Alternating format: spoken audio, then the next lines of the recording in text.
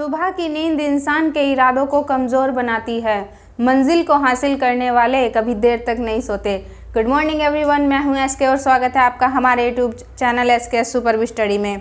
तो जैसा कि ये हमारी दूसरी वीडियो है, हमने जो अपनी पहली वीडियो बनाई थी उसमें हमने जो यूपी लेखपाल का एग्ज़ाम है उसके सिलेबस के बारे में डिस्कशन किया था और एग्ज़ाम पैटर्न बताया था कि क्या पैटर्न होगा। जैसा कि मैंने आपको अपनी पहली वीडियो में हर सब्जेक्ट का सिलेबस बताया था, पर वीएचडी का नहीं बताया था, क्योंकि मैंने आपको उसमें कहा था कि जो वीएचडी सब्जेक्ट है वो मैं खुद पढ़ाऊँगी। वैसे मैं आपको हिंदी, जीके, यूपी की पढ़ाऊँगी, पर सबसे पहले हम जो है अपना वीएचडी का जो सिलेबस है उसको कंप्लीट करेंगे। ठीक है, तो टाइम को वेस्ट ना करते हुए हम शुरू करते हैं। ठीक है, तो हमारा जो पहला जो फैक्ट है वो है नवपाषाण युग के जो निवासी थे उनको सर्वप्रथम अन्न उगाने का श्रेय जाता है। ठीक है, जो सर्वप्रथम अन्न उगाया था वो नवपाषाण युग के निवासियों ने उगाया था। जो अगला है वो है ताम्रपाषाणिक काल के लोग मुख्यतः ग्रामीण समुदाय के थे। ठीक है, ये जो क्वेश्चन है आपका इस टाइप में आ सकता है कि किस काल के लोग वो मुख्यतः ग्रामीण समुदाय के थे। वो आपको चारों ऑप्शन दे देगा, पुरापाषाण काल, मध्य पाषाण काल, नवपाषाण काल और ताम्रपाषाण काल। तो उसमें से आपको छांटना होगा, तो उसका उत्तर होगा ताम्रपाषाण काल। तो कहने का मतलब है कि जो ताम्रपाषाणिक काल के लोग थे वो मुख्यतः ग्रामीण समुदाय के थे। ठीक है, अगला है हमारा सैंधव वासियों के जीवन का मुख्य व्यवसाय कृषि कार्य था। जो सिंधु वासी थे, जो उनका मेन कार्य था जीवन यापन का वो कृषि था। ठीक है, उनका जो जीवन यापन था वो कृषि पर ही आधारित था। जो अगला है फैक्ट उसमें है कि सर्वप्रथम वैदिक साहित्य ऋग्वेद। देखिए, आप जानते हैं हमारे जो वेद हैं वो 4 प्रकार के हैं, ऋग्वेद, यजुर्वेद, सामवेद और अथर्ववेद। तो उन्हीं में से एक वेद ऋग्वेद में ग्राम शब्द का उल्लेख मिलता है और ऋग्वेद में इस शब्द का उल्लेख 13 बार मिलता है। ठीक है, तो आप इसको, ये जितने भी यहाँ पे फैक्ट हैं बहुत ही ज़्यादा इम्पोर्टेंट हैं। आपका जो एग्ज़ाम होगा, अगर बात वीएचडी के इतिहास की करें तो एक भी क्वेश्चन इनसे बाहर नहीं आएगा। हमारी वीडियो को ध्यान से देखें। ठीक है, सर्वप्रथम वैदिक साहित्य ऋग्वेद में ग्राम शब्द का उल्लेख 13 बार मिलता है। ठीक है, अगला जो फैक्ट है वो है ऋग्वेद में कृषि शब्द का उल्लेख कितनी बार मिलता है? 24 बार। जो ग्राम शब्द है उसका उल्लेख तो 13 बार मिलता है, पर जो कृषि शब्द है उसका उल्लेख मिलता है 24 बार। ठीक है, फिर अगला है वैदिक काल में ग्रामीण प्रशासन से जो संबंधित अधिकारी था उसको ग्रामणी कहते थे। जो मुख्यतः गांव का मुखिया होता था या फिर गांव का नेता आप उसको कह सकते हैं। ठीक है, तो मतलब वैदिक काल में ग्रामीण प्रशासन, ठीक है, ग्रामीण प्रशासन से संबंधित अधिकारी को ग्रामणी कहते थे। ठीक है, एक स्टेटमेंट है जो आपके क्वेश्चन आएंगे कहीं ना कहीं, उसमें एक स्टेटमेंट भी ज़रूर आता है। ठीक है, तो ये बहुत ही अच्छा स्टेटमेंट है, बिल्कुल आने के इसके चांस हैं। इसको देखिए, प्रोफेसर मैकडोनाल्ड ने कहा था कि ग्रामणी का पद कभी वंशानुगत तो कभी नामित तथा कभी निर्वाचित रहा होगा। ठीक है, प्रोफेसर मैकडोनाल्ड के अनुसार ग्रामणी का पद कभी वंशानुगत तो कभी नामित तथा कभी निर्वाचित रहा होगा। ठीक है, देखिए ऋग्वेद में जो है वो कृषि से संबंधित कुछ शब्दावली हैं। ठीक है, उनको भी देख लीजिए। ऋग्वेद में जो हल को है, हल को लांगल कहते थे। हल को क्या कहते थे? लांगल। और ऋग्वेद में बैल को क्या कहते थे? वृष। एक और है कि कुएं को ऋग्वेद में कहते थे आवट। और एक है गोबर। गोबर जो कि खाद के रूप में प्रयुक्त होता था उसको ऋग्वेद में करीश कहते थे। ठीक है, फिर है हल रेखा, मतलब जब खेती करते थे तो जो खेत है मतलब उसमें वो बना दिया करते थे नालियाँ वगैरह पानी के लिए, उसी को हल रेखा कहते थे। उसका जो नाम था ऋग्वेद में वो था सीता। ठीक है, फिर हम अगला फैक्ट देखते हैं। मौर्य काल में राजस्व विभाग का प्रधान अधिकारी क्या कहलाता था? समाहर्ता। अगला है, मौर्य काल में बलि एक प्रकार का भू राजस्व था। देखिए, भू राजस्व से यहाँ मतलब है जो भाग होता है, ठीक है। तो मौर्य काल में बलि जो था वो एक प्रकार का भू राजस्व था, ठीक है। मतलब जो बलि था उसमें क्या होता था कि जो प्रजा की जो ज़मीन होती थी जिसमें वो खेती करते थे, उसमें से जो 8 भाग होते थे उसमें से एक भाग राजा का जो राजस्व था उसको दिया जाता था प्रजा के द्वारा, ठीक है। फिर है हमारा एक, मौर्य काल में राजकीय भूमि से होने वाली जो आय थी उसको सीता कहा जाता था। देखिए, यहाँ पे 2 फैक्ट हैं। जो ऋग्वेद था उसमें सीता किसको कहते थे? हल रेखा को। पर जब बात मौर्य काल की आती है तो उसमें राजकीय भूमि से होने वाली जो आय थी उसको सीता कहा जाता था, ठीक है। ये 2 क्वेश्चन बहुत इंपॉर्टेंट है, इसमें आप बिल्कुल भी कंफ्यूज ना हो। ऋग्वेद काल में जो सीता है वो हल रेखा को कहा जाता था, जबकि मौर्य काल में राजकीय भूमि से होने वाली आय को सीता कहा जाता था, ठीक है। फिर है आपका एक, अलाउद्दीन खिलजी प्रथम सुल्तान था जिसने भूमि की माप कराई। अगर सुल्तानों की बात करें तो देखिए, ध्यान से इसको पढ़िए। अलाउद्दीन खिलजी प्रथम सुल्तान था जिसने भूमि की माप कराई, ठीक है। जो भूमि की माप कराई सुल्तानों में वो अलाउद्दीन खिलजी था, ठीक है। फिर आपका, गयासुद्दीन तुगलक ने पहली बार सिंचाई के लिए कुएं तथा नहरों का निर्माण कराया, ठीक है। गयासुद्दीन तुगलक एक ऐसा व्यक्ति था जिसने पहली बार सिंचाई के लिए कुएं तथा नहरों का निर्माण कराया, ठीक है। फिर है आपका रहट। रहट का प्रयोग सिंचाई के लिए दिल्ली सल्तनत में हुआ। देखिए, रहट जो है उससे सिंचाई होती थी, इससे रहट के जरिए कुओं से पानी निकाला जाता था, नहर हुए या तालाब हुए वहाँ पे लगाया जाता था। ये कुछ ऐसा था कि 2 पशु होते थे, वो उसको खींचते थे गोल गोल, बीच में कुछ लगाया जाता था ऐसी। इसके रहट के लिए आप गूगल पे सर्च कीजिए, बहुत अच्छा आपको इसके बारे में पता चलेगा। इसके बारे में पता होना चाहिए कि रहट क्या था। पर यह क्वेश्चन बहुत इंपॉर्टेंट है कि रहट का प्रयोग सिंचाई के लिए दिल्ली सल्तनत में हुआ था, ठीक है। देखिए, हमारा अगला फैक्ट है, सिकंदर लोदी ने भूमि की पैमाइश हेतु गज ए सिकंदरी पैमाना जारी किया। मतलब जो सिकंदर लोदी थे उनके टाइम में जब भूमि की पैमाइश होती थी तो उन्होंने एक पैमाना जारी किया था जिसका नाम था गज ए सिकंदरी। इसी को सिकंदरी गज भी बोलते हैं, ठीक है। अगला हमारा फैक्ट है, दिल्ली सल्तनत में शासन की सबसे छोटी इकाई ग्राम थी। बहुत ही ज़्यादा इम्पोर्टेंट क्वेश्चन है। मतलब ये पूछे जाते हैं कि किसके काल में जो ग्राम है वो क्या था। तो दिल्ली सल्तनत में शासन की जो सबसे छोटी इकाई थी वो ग्राम थी। ग्राम मतलब वही गांव। फिर हमारा अगला फैक्ट है, दिल्ली सल्तनत में कृषि विभाग को दीवान ए अमीर को ही कहते थे, ठीक है। मोस्ट इम्पोर्टेंट है, इस टाइप के जो क्वेश्चन है वो बहुत आते हैं कि जो दिल्ली सल्तनत है उसमें कृषि विभाग को क्या कहते थे, तो वो कहते थे दीवाने अमीर को ही, ठीक है। फिर हमारा अगला फैक्ट है, गांव के मुख्य अधिकारी पटवारी व मुकद्दम थे। मतलब जो दिल्ली सल्तनत है उस टाइम में गांव के मुख्य अधिकारी पटवारी व मुकद्दम थे। इनका जो काम था वो था कर वसूलना, ठीक है। जो किसान थे उनसे कर वसूलना इनका काम था। और ये जो पटवारी शब्द है इसकी शुरुआत भी इसी टाइम से हुई थी, ठीक है, दिल्ली सल्तनत के टाइम से। फिर हमारा अगला फैक्ट है, मुगल काल में जागीरदार व जमींदार जो प्रथा थी उसके विकास में ग्राम पंचायतों का पतन हो चुका था, ठीक है। मतलब जब हमारा मुगल काल शुरू हुआ तो उस टाइम में जो जागीरदार और जमींदारी प्रथा थी, जब इनका विकास होने लगा तो जो ग्राम पंचायतें थी उनका पतन धीरे धीरे होना शुरू हो गया था, ठीक है।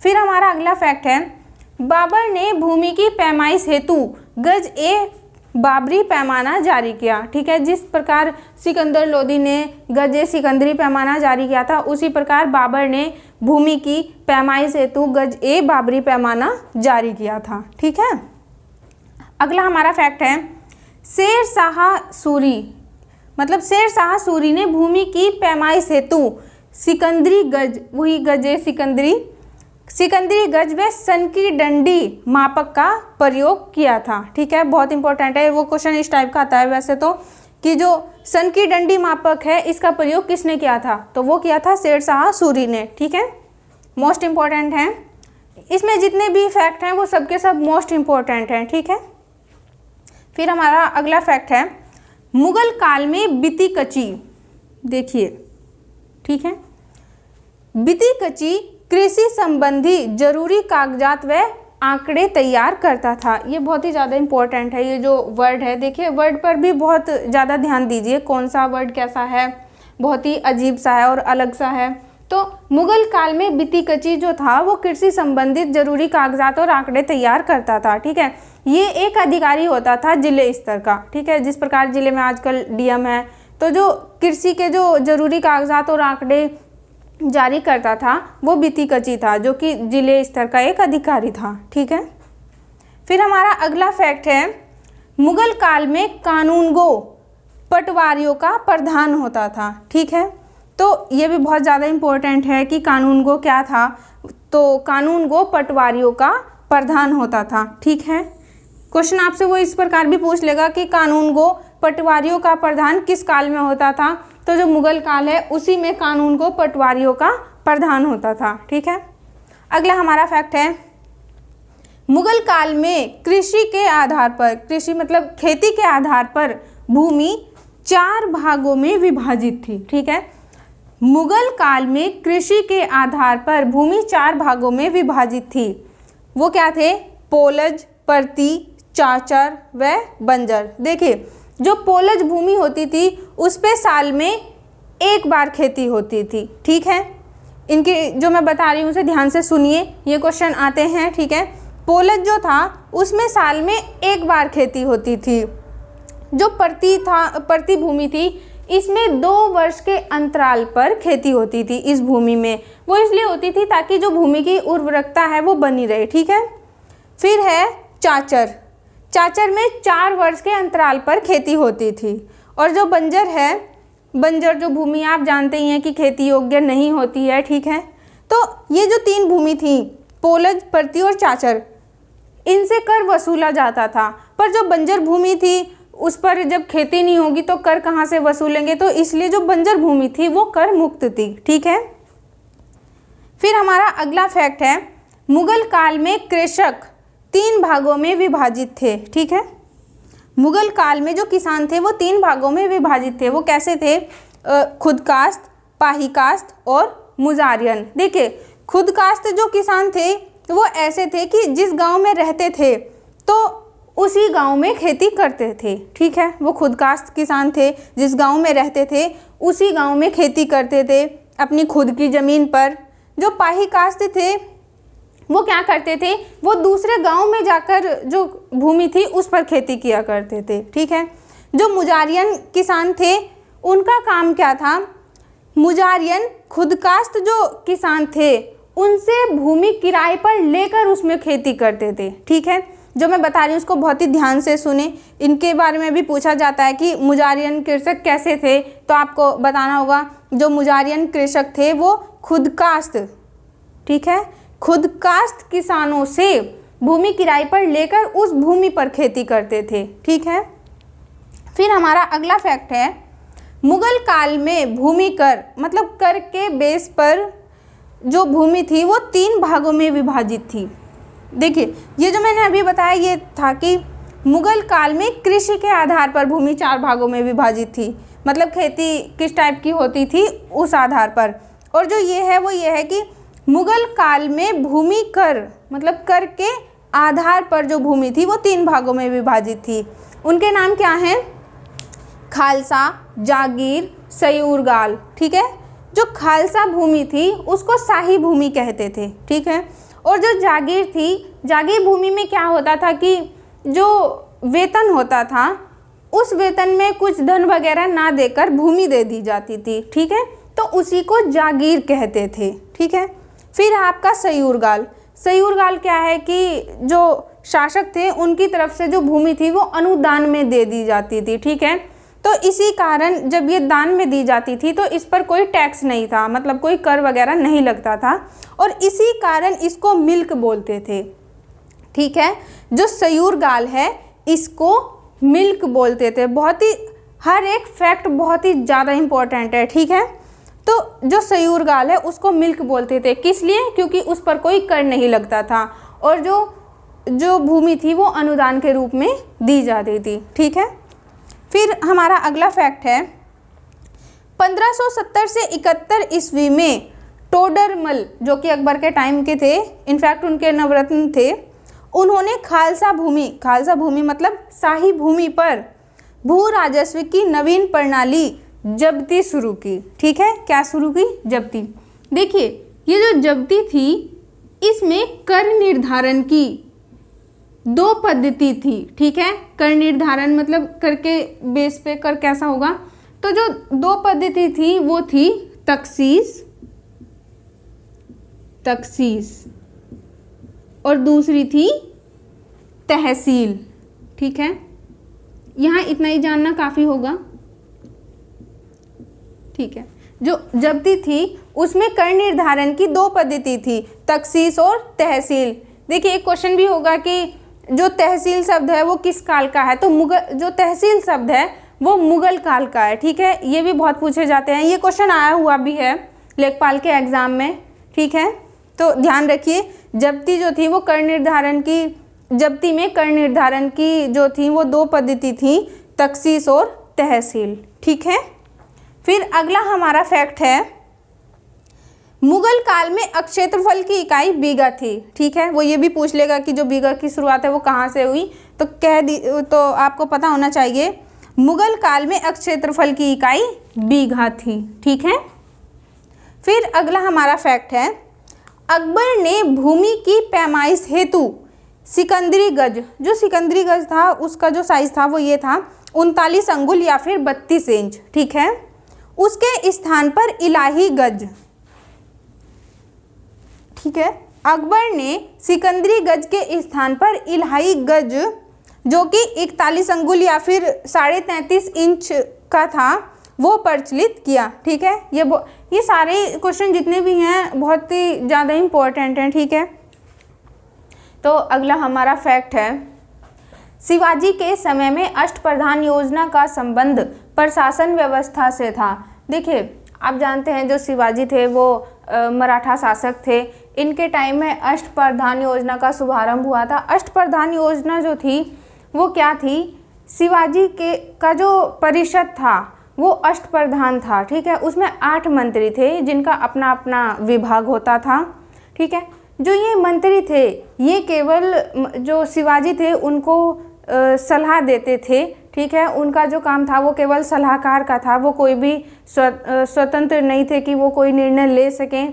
और जो शिवाजी थे वो इसलिए बाध्य नहीं थे कि वो इनका कोई भी निर्णय मान सकें, ठीक है। तो जो अष्टप्रधान जो परिषद था वो केवल और केवल सलाहकार के रूप में कार्य करता था। अगला फैक्ट है हमारा शिवाजी ने भूमि की पैमाइश हेतु काठी नामक मापक का प्रयोग किया। जिस प्रकार सिकंदर लोदी ने गज ए सिकंदरी मापक का यूज़ किया था उसी तरह शिवाजी ने अपने टाइम में भूमि की पैमाइश के लिए काठी, ठीक है, काठी नामक मापक का प्रयोग किया था। अगला फैक्ट हमारा है शिवाजी के काल में गांव के मुख्य अधिकारी को पटेल या पाटिल कहते थे। ये बहुत ही इंपॉर्टेंट होते हैं कि किसके काल में गांव के मुख्य अधिकारी को क्या कहते थे, ठीक है। तो मतलब शिवाजी के काल में गांव के मुख्य अधिकारी को पटेल या पाटिल कहते थे।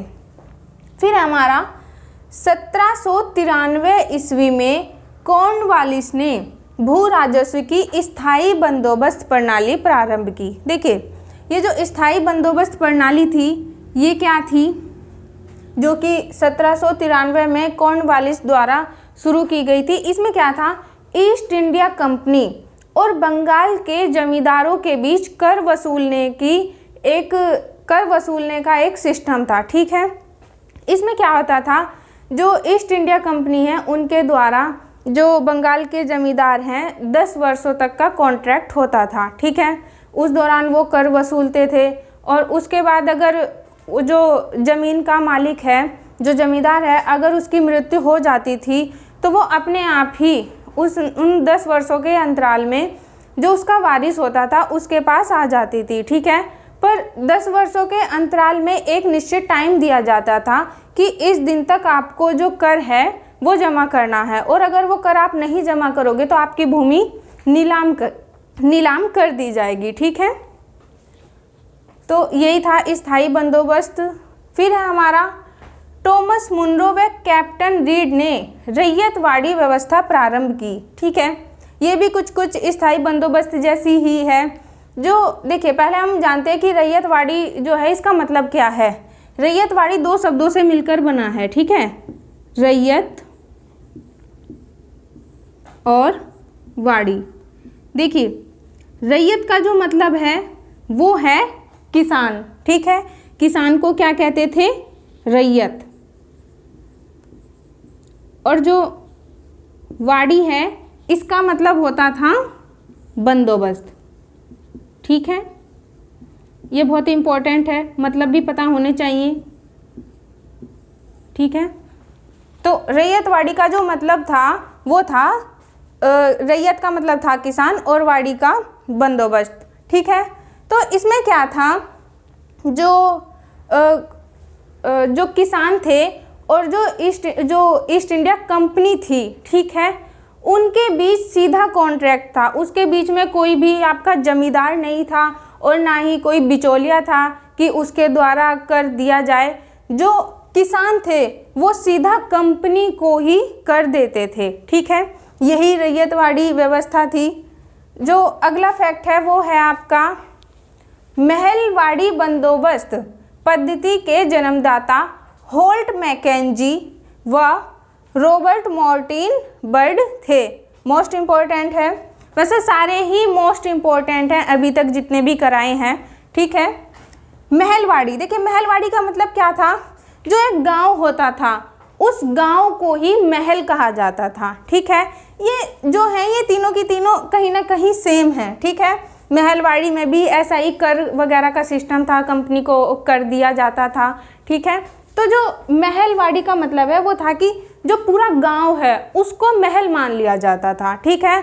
और उस गांव की जो ज़मीन होती थी, जो वही किसान खेती करते थे, उसका जो कर था वो कंपनी को दिया जाता था, ठीक है। तो यही है महलवाड़ी बंदोबस्त पद्धति के जो जन्मदाता हैं वो कौन हैं, कौन थे, होल्ट मैकेंजी व रॉबर्ट मार्टिन बर्ड थे, ठीक है। देखिए, हमने ये वीडियो बहुत ही मेहनत के साथ बनाया है। उम्मीद करती हूँ आपको हमारी वीडियो बहुत अच्छी लगी होगी, और अगर आपको हमारी वीडियो अच्छी लगी है तो इस वीडियो को लाइक कीजिए, शेयर कीजिए, ताकि ज़्यादा से ज़्यादा बच्चों तक ये पहुंच सके, ठीक है। और हमारे चैनल को सब्सक्राइब कीजिए। ये हमारी पहली क्लास थी और जो अगली क्लास होगी वो हमारी पंचायती राज से रिलेटेड होगी, ठीक है। वीडियो देखने के लिए धन्यवाद।